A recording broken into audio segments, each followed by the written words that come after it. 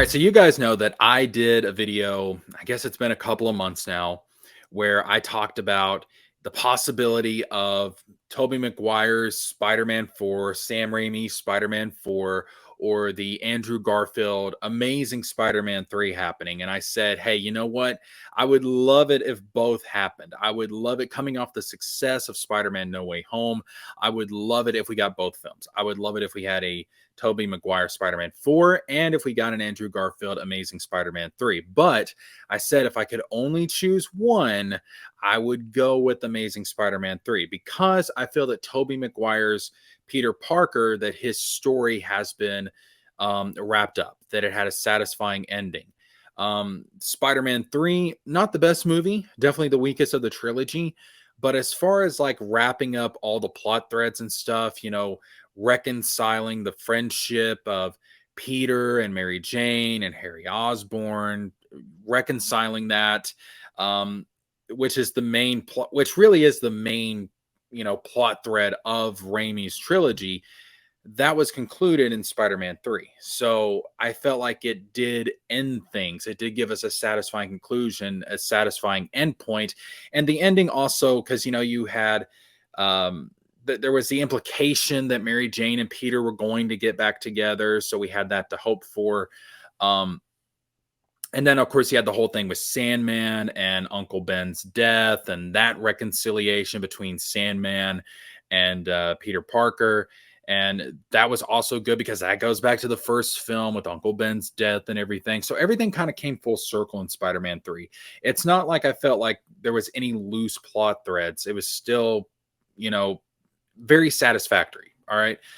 And I have come to make peace with that as the ending of that story. And now with Spider-Man No Way Home confirming that indeed Peter Parker and Mary Jane did get back together in that universe, and they did end up getting married and stuff. They worked things out. That was just like the cherry on top, where it was like, okay, Peter got the happy ending. They're back together. Harry and Peter reconciled before Harry died. Peter was able to make peace with Sandman and, able to come to terms with Uncle Ben's death. It was like, okay, you know what? Yeah, I'm satisfied with just leaving it there. But when it comes to the Amazing Spider-Man 3 and Andrew Garfield's Peter Parker, that story is left unfinished.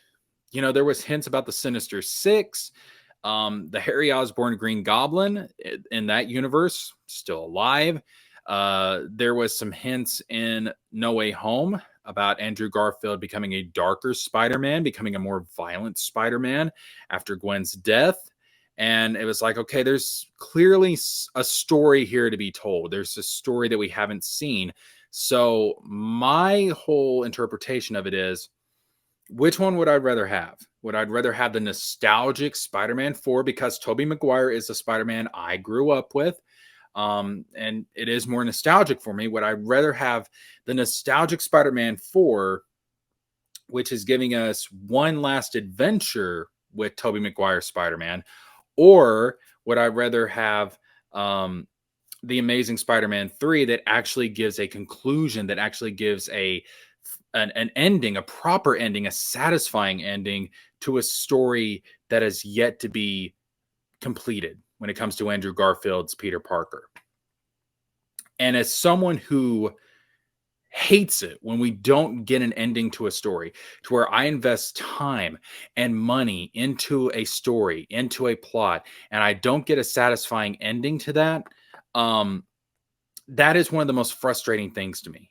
And to this day, because as bad as Amazing Spider-Man was, Amazing Spider-Man 2, let me be clear, as bad as Amazing Spider-Man 2 was, I still like the overarching story of that universe. I like that Oscorp was set up as this overarching villain, not even Norman Osborn himself, but just Oscorp, the company, Oscorp, the entity, was kind of the overarching villain. I like the mystery with Peter's parents. And I love Amazing Spider-Man 1. I think Amazing Spider-Man 1 is freaking fantastic. All right. Andrew Garfield, I think, is actually, here's the thing.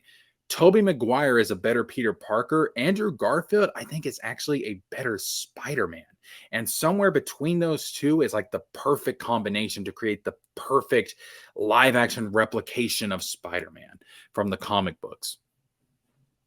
But I like Amazing Spider-Man 1, and I like aspects of Amazing Spider-Man 2, although I think it is not a good film overall. I like the relationship between Harry and Peter in that movie. I actually like the uh, Harry Osborn Green Goblin in that movie. I know a lot of people don't, but I think he's actually scary as hell. I like his design and stuff. And then, of course, I love the relationship between Andrew Garfield and Emma Watson. Um, I love the relationship between Peter Parker and Gwen Stacy in those movies. I honestly I think it's one of the best comic book romances that we've got. Okay. It's really, really good. There's a ton of chemistry between them. And it's like, dude. And when she died, it was, even though I knew it was coming because I've read the comics and I know what happens to Gwen in the comics, she's killed by the Green Goblin. Well, she's killed by Spider Man by the whiplash of his web when he's trying to catch her. He snaps her neck. But the event is incited by Green Goblin.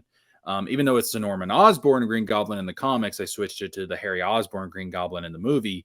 Still very similar. So I knew what was coming. I knew as soon as Green Goblin came in there, I was like, oh, shit. Oh, shit. Gwen's not making it out of this movie alive. Shit. Like I knew it was coming. And yeah, I really just I do like that universe, and I want to see it completed.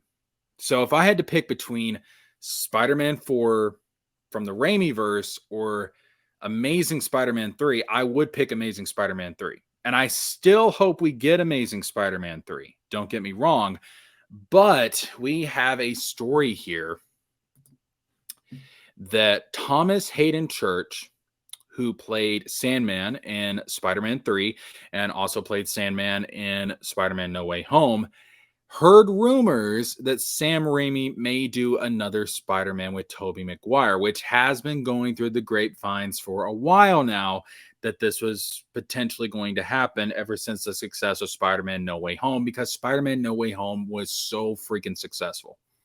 Now, this is coming to us from comicbook.com, which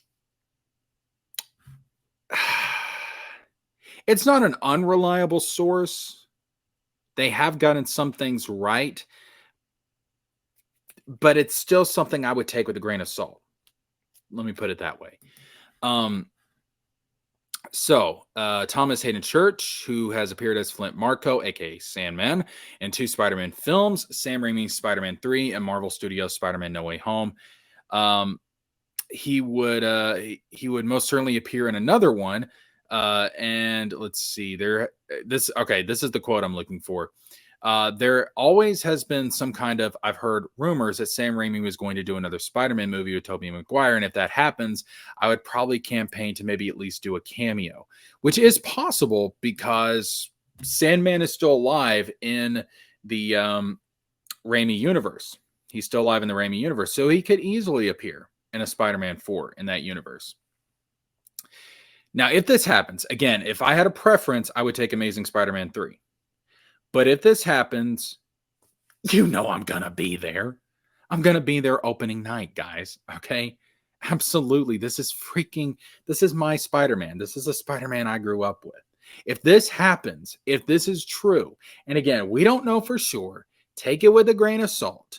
But if it happens, and I think there's a good chance it could happen, this movie is going to do gangbusters worth of money. I am like, this movie,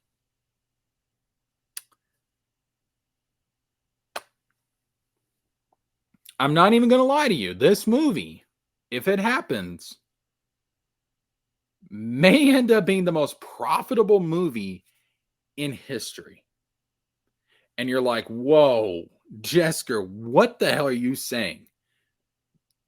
What are you smoking? Well, more like, what are you vaping? But Listen, guys, think about it. This is a lot of people's Spider-Man. All right. To a lot of people, this is the definitive live action Spider-Man. This is the definitive Spider-Man in general. You guys saw how people came out for Spider-Man No Way Home. If they do a direct continuation to Spider-Man 3, bringing back Tobey Maguire in his own movie as Spider-Man one more time, I kid you not, people are going to lose their minds. Like, it would be insane if this happens. Like, this would be one of the biggest movie events in history. Like, I honest to God think it could be the most profitable movie in history. It could make the most money of any film in history. And I know that's crazy to say. I know some people think that's crazy to say, but damn it, think about what we're talking about here. This is a lot of people's childhood. This is my childhood. And dude, I would see this movie 4 or 5 times. I'm not even joking. Like, there's very few movies I have gone back to the theater and watched multiple times. One of them was The Force Awakens. One of them was Revenge of the Sith. One of them was Spider-Man No Way Home.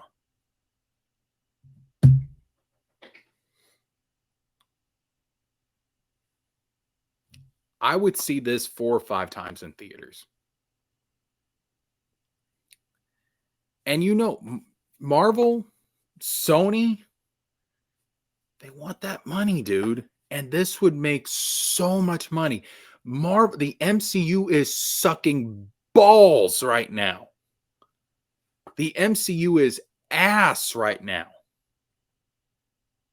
Oh, wait a minute. I don't even know if this would be... No, this wouldn't even be part of the MCU. So fuck Marvel. Fuck the MCU. No, what am I talking about? No.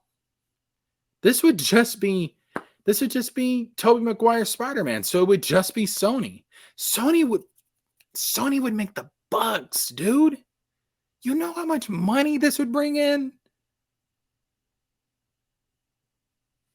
And this isn't like Star Wars or Indiana Jones, which has seen IP diminishment. This isn't like that. The Spider-Man brand is so strong. Like, Spider-Man's not been tainted yet, dude. People still love Spidey. People would go to see this movie. It would be, dude, it would be one of the biggest movie events in history. It's exciting to think about. So, is this going to happen? I don't know.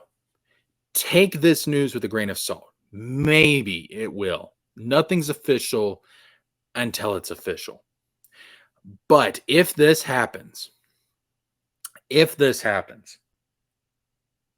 mark my words, it will be one of the biggest movie events in history. And this film, I think, very well could be the most profitable film in history.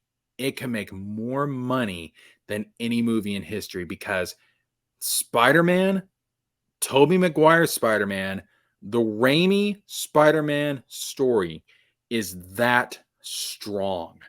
People love this guy. They love Raimi.